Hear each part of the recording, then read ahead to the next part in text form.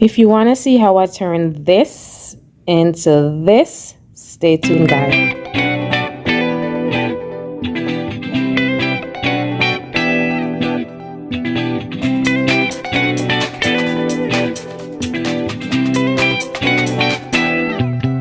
Welcome back, guys. So today I'll be making salmon balls. You see I've got my salmon and my green seasoning right here. Let's get started, guys.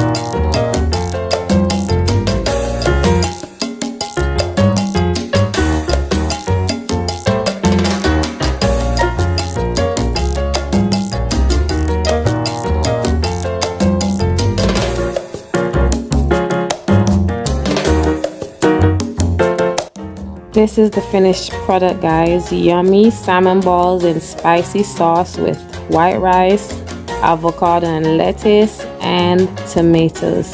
If you'd like to see how I made the sauce, leave it in the comments.